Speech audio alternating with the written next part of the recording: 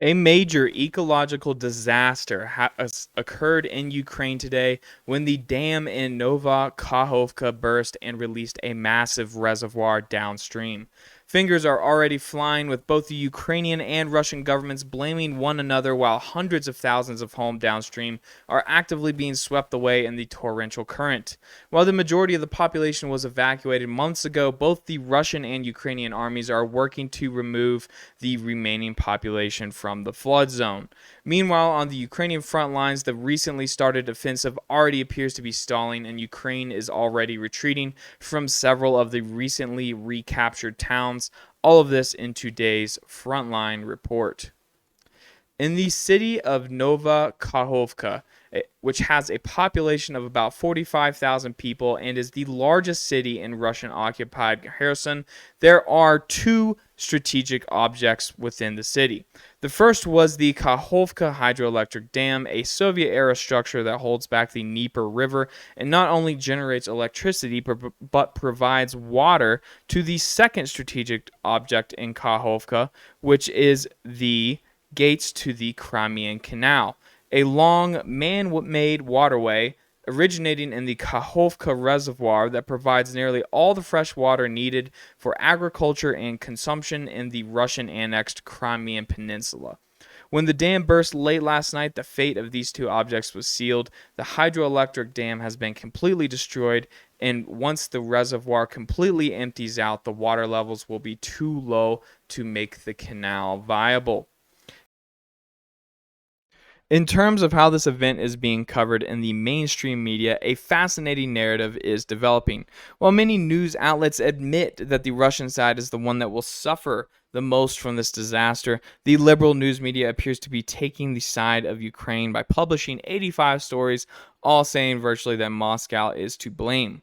When you look at the more centrist coverage, you begin to see some stories published that are willing to dissent from the mainstream, like this headline from Digi24 that reads, Kremlin accuses Ukraine of blowing up Kakhovka Dam to divert attention from counteroffensive failure.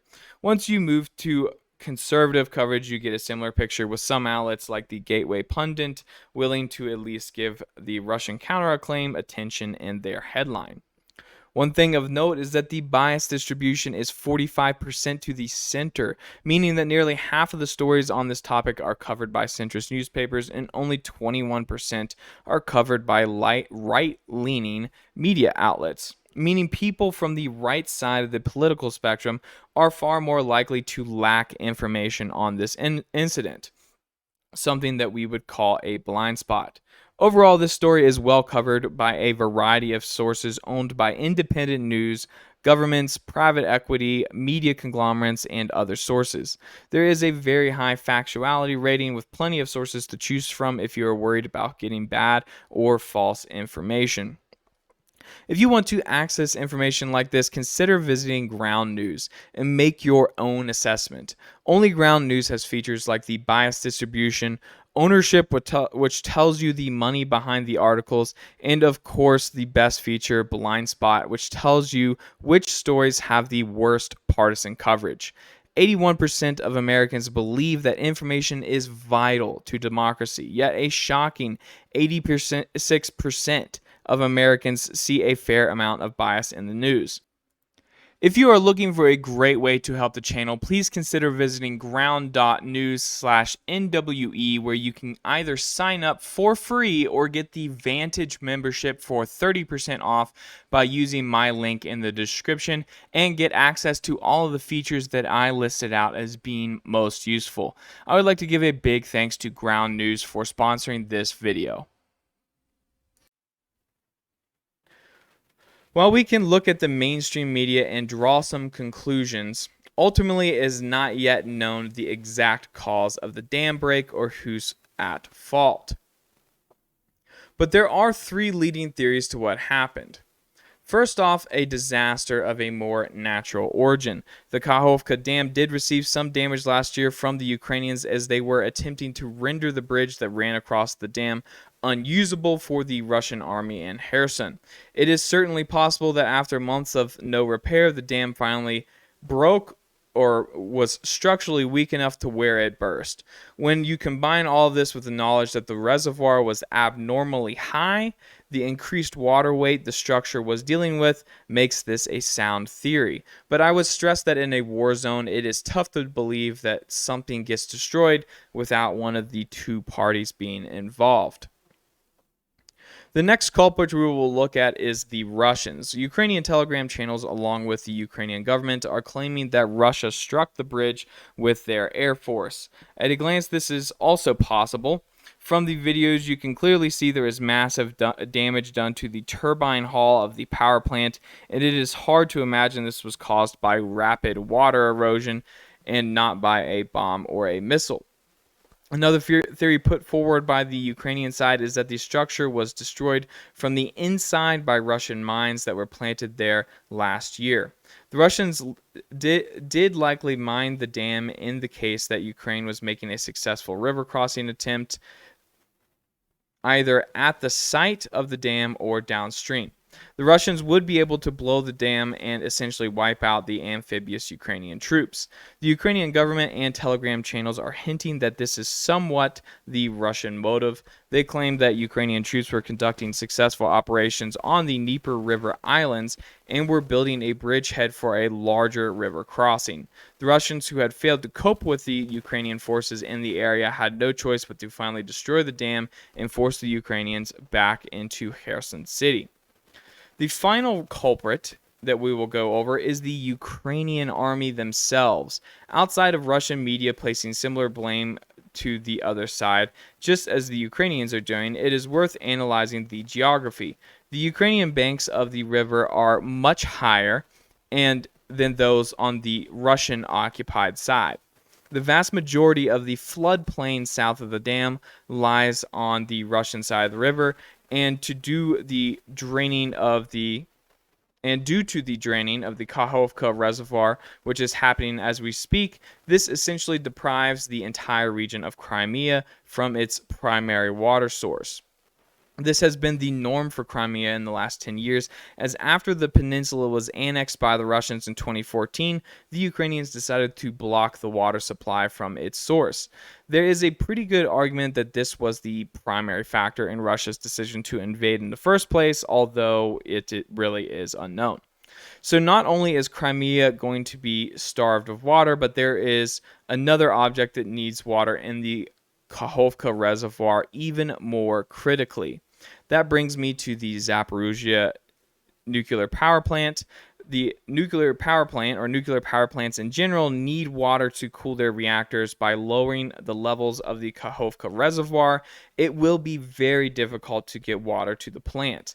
Not to mention, lowering the levels of the lake will reduce the distance between the two sides and open up more potential directions for the Ukrainian side to cross the river into Russian-occupied Kherson.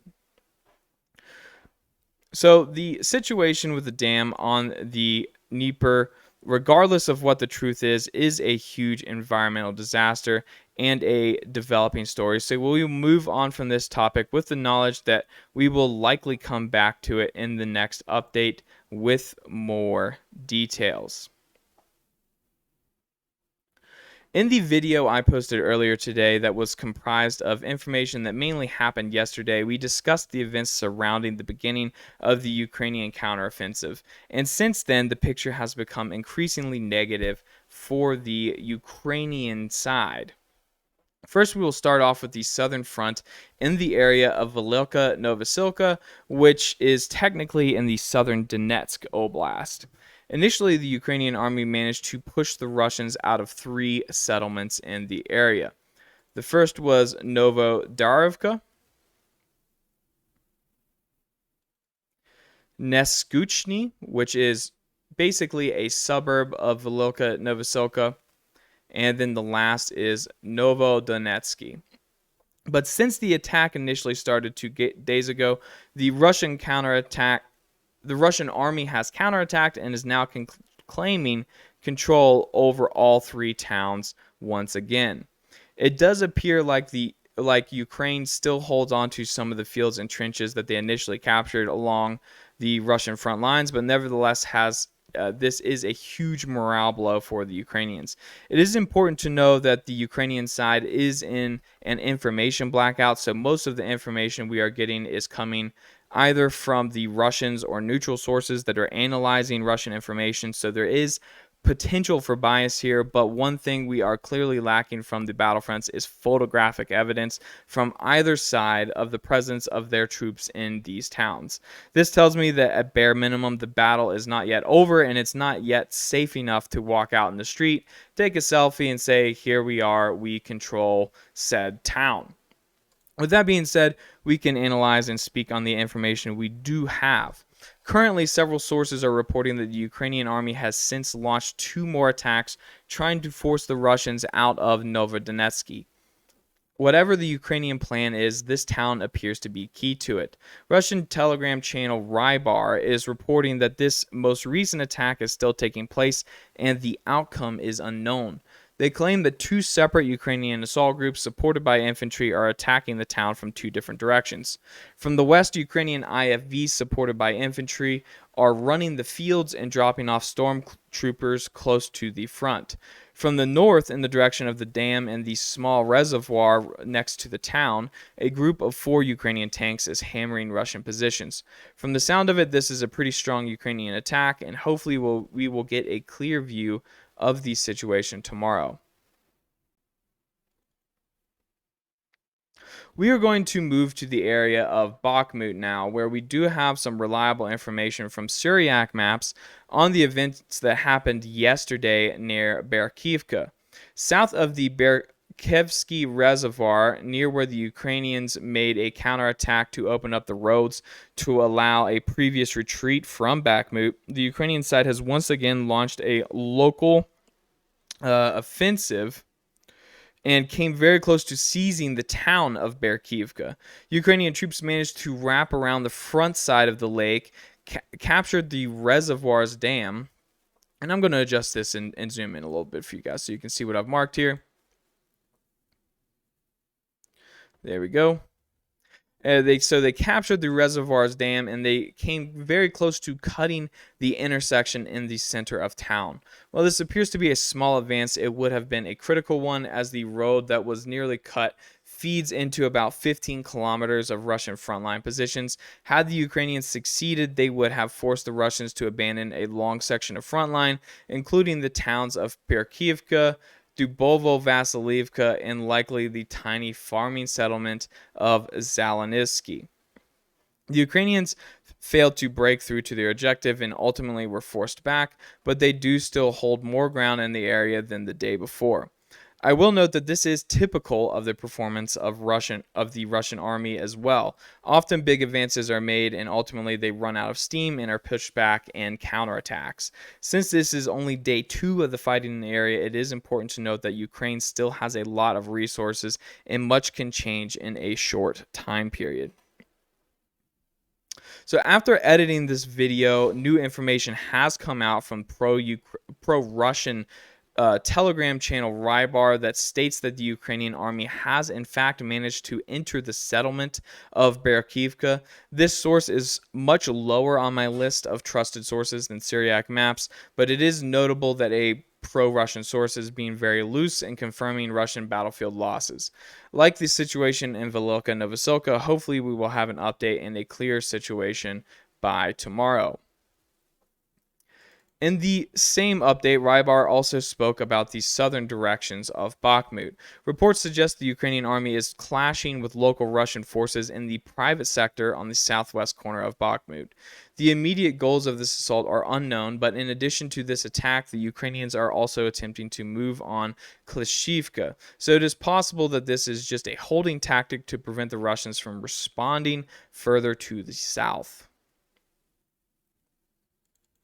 Finally, we will move to the third axis of Ukrainian attack, which was an incursion into the Belgorod region of Russia. Yesterday, the situation had actually deteriorated to the point where the Russian governor of Belgorod confirmed that regional authorities had no access to the town of Novaya Tavolzhanka. Since then, the battles appear to have taken a bad turn for the pro-Russian forces fighting in the region. or the pro-Ukrainian forces fighting in the region. That's confusing. Just to clarify, these are troops fighting for Ukraine. They claim to be ethnic Russians, and they're part of the Free Russia Legion, which is a Ukrainian aligned unit. It's very confusing. It's almost easier just to ignore all this stuff and say that Ukraine is attacking into Russia, because that's essentially what's happening here. But all disclosure, they do claim to be part of this Free Russia Legion, and it's a Russian-speaking unit. So the pro-Ukrainian forces fighting in the region with things have taken a bad turn for them. The Russian governor has now announced that the Russian army has retaken the town, and no more Ukrainian troops are present in the Belgorod region. While I am skeptical of the information that no troops from Ukraine are in Russian territory, it does appear that there was a subsequent battle in Novaya Tavlzhanka, and the Russian troops have retaken the town. Of course, if we get any further developments, we will report on it in the future. To summarize the events of today, the Ukrainian offensive operations in the southern direction are struggling, but it is still only a few days since the initiation of fighting in the area, and reports of spotted Leopard tanks, Challenger tanks, and destroyed Bradleys haven't coalesced into anything beyond propaganda. Based on this information, I believe the main Ukrainian strike force has not yet entered the fight, meaning these are likely battlefield-shaping operations. The Ukrainians have been forced back from the Russian border, which was most likely nothing more than a distraction operation to begin with. And finally, in the Bakhmut environment, Ukraine has made some gains, and potentially some with big consequences for Russian forces in the area if the information from Russian sources holds true. All right, guys, that is it from me today. I would like to thank you all for joining, and until next time.